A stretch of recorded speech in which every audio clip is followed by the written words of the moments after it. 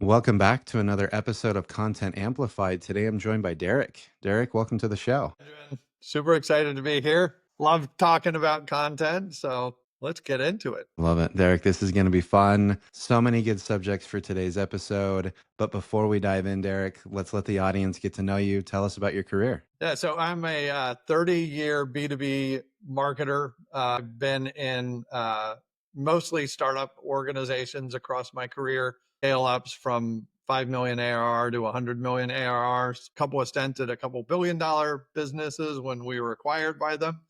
Along the way. But my passion is in small, agile teams that can do amazing things, willing to take a little risk every once in a while, especially when it comes to kind of content development strategies and all of that. But love marketing. And what we've done. Number of hours along the way that I have. I started in product marketing, spent a lot of time in product marketing, added community-led marketing to my arsenal, if you will. Ended up writing a book on community-led marketing called Unfair Mindshare that was released as a bestseller on Amazon a year and a half ago. Still getting good feedback from that along the way, and we might mention that here and there in the conversation. I love it. This is going to be exciting.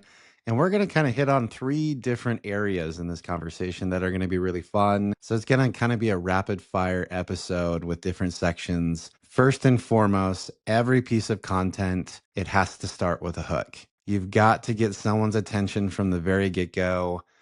Derek, how do we make the hook actually work? I'm not going to lie. I have gone through many iterations of figuring out my style of a hook, but what's your advice and thoughts here? Yeah. So the first sentence matters. Right?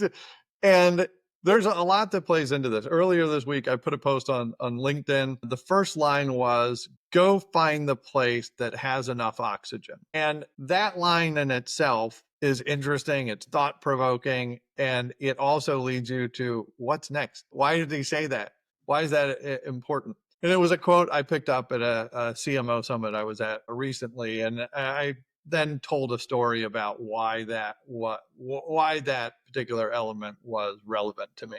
But it goes back to I'm sure a lot of your audience listens to Dave Gerhardt, and Dave Gerhardt's like always prides himself on his copywriting. And he has a rule that I heard on one of the episodes ages ago that was the rule of the first sentence is to make sure people read the second sentence. The rule of the second sentence is to make sure people read the third sentence. And so you have to make that first sentence powerful enough to get someone to say, this is interesting. I want to read what's next. And second sentence and all of that. So whether you're doing a LinkedIn post or like something I was doing earlier this morning, writing a press release, you have to make sure that keep the audience in mind, make sure that something is relevant, but don't bury the lead as well. If the hook and the thing that you want is at the bottom of a piece of content or a post that you have, people don't get to it. We were discussing before we went on air of the TikTok generation. People want instant gratification. They need that hook.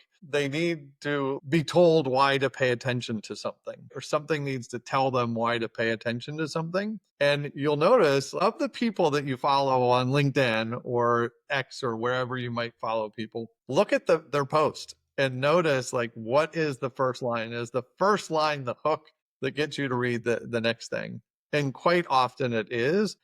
And it just has to be a style of writing that you get into. I love that. And it's cool because you talked about, the Dave Gerhardt kind of idea of it is the hook. You've got to get people interested. But I love how you're saying basically every line is a hook in and of itself for the very next line of content.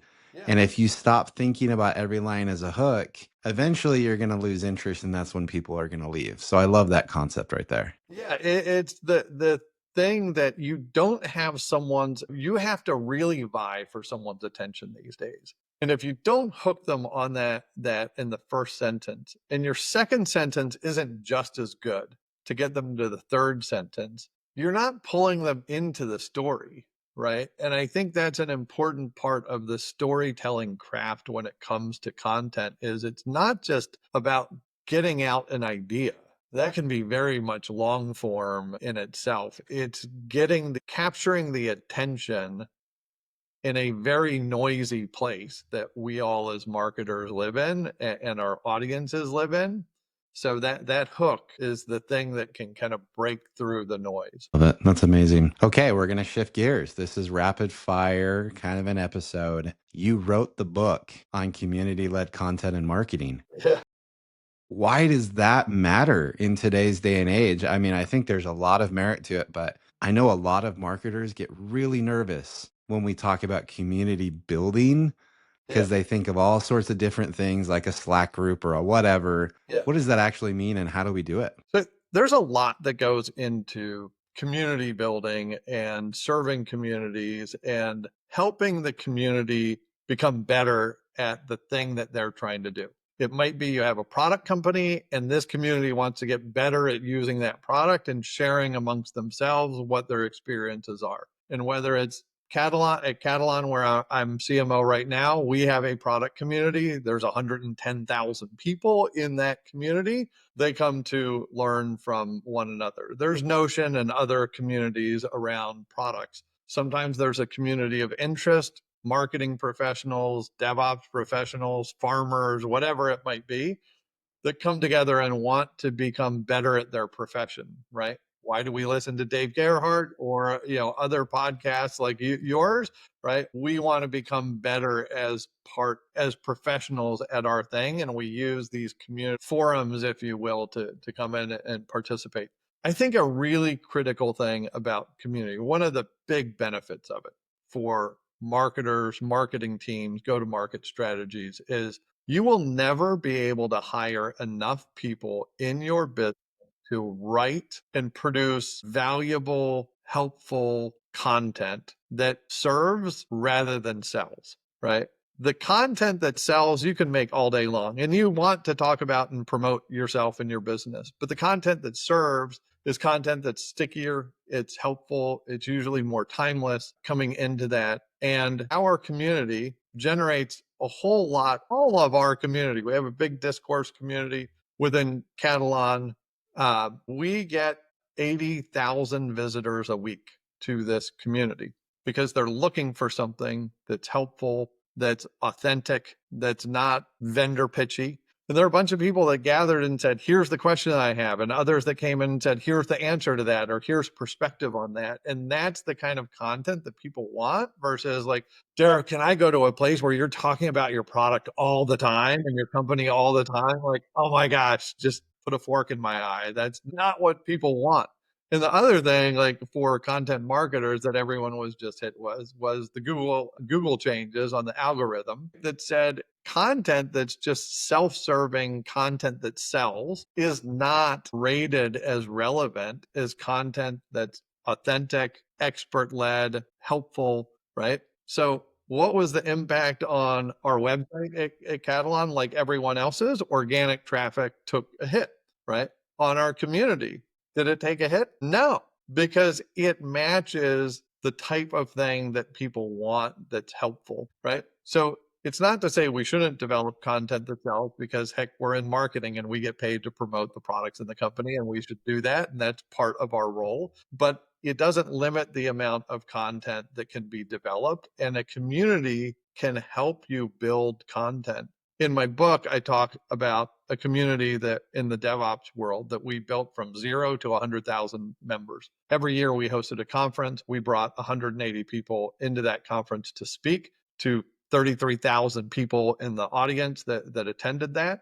But it was 180 pieces of content we produced in 24 hours. We actually produced the forum for the content to be delivered because our community actually built and delivered 180 pieces of content.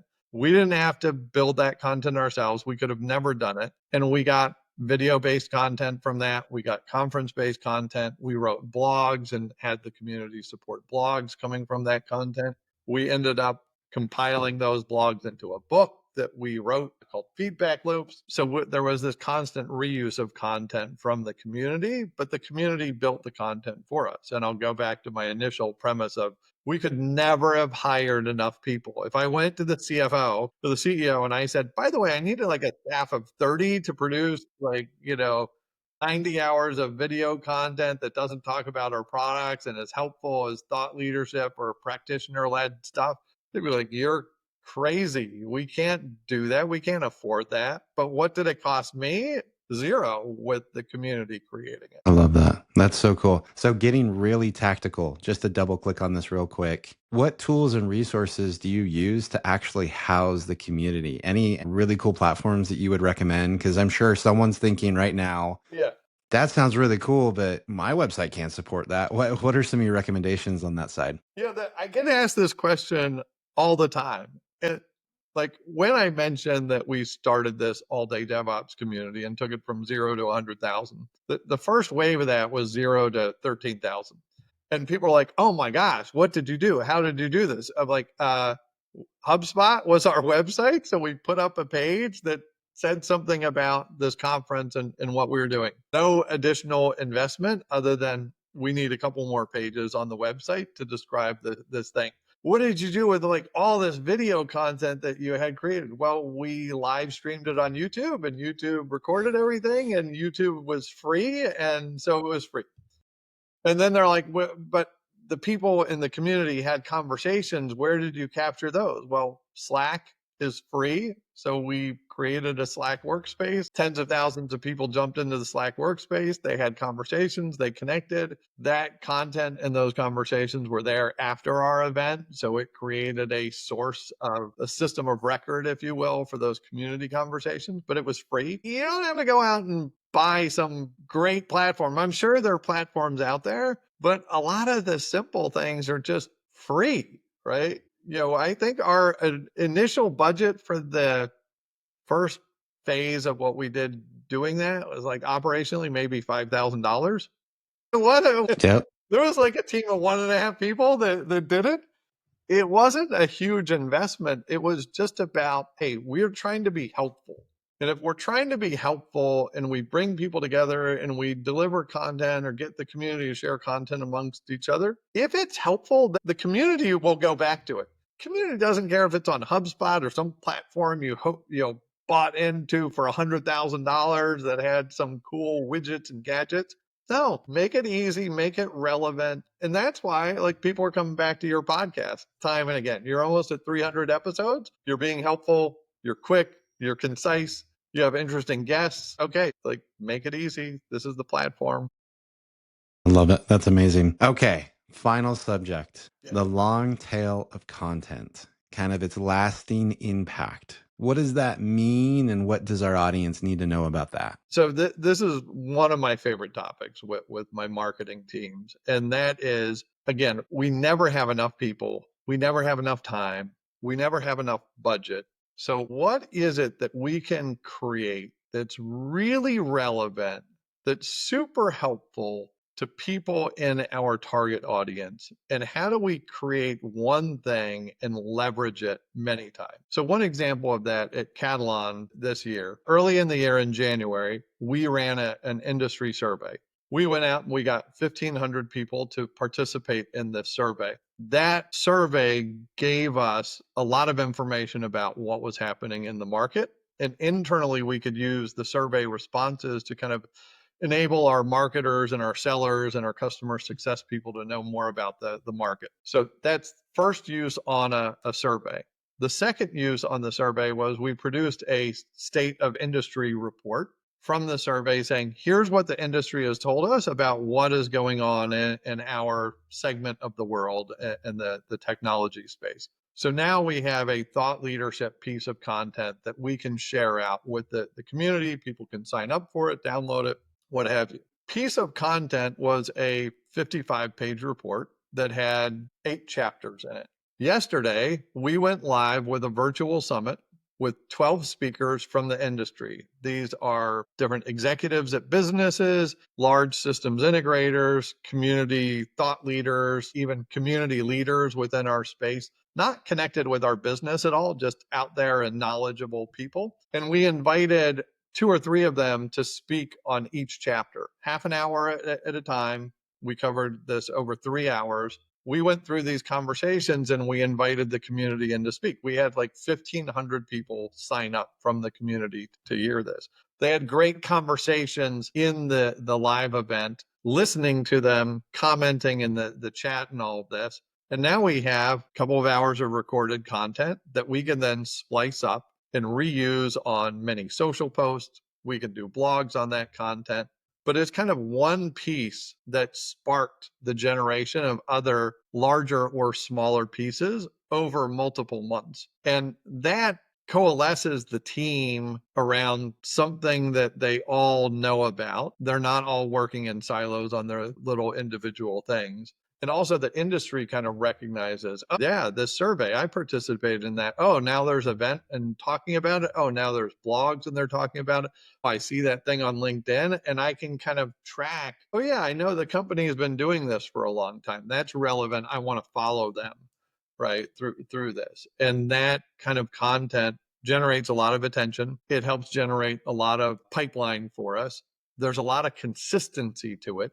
It's authentic and helpful, and it comes in a variety of different ways that our audience wants to absorb information. Some short form, some long form, some social, right? And the mix of all of that. So it's just about using your time and investment and resources wisely to not try and make 20 different pieces of content that are all each their own thing, but maybe to make 20 pieces of content that are all related to one another and therefore help tell a bigger story that has a longer connection or longer lifespan. And in today's industry with artificial intelligence and everything going on, the ability to focus in on one piece of content that's actually going to be beneficial and then splicing that up and sharing it across different platforms is really going to stand out, in my opinion, because it's just content is produced a million miles an hour nowadays. Yeah. You have to take some time and actually make it stand out. So I love that perspective. Yeah.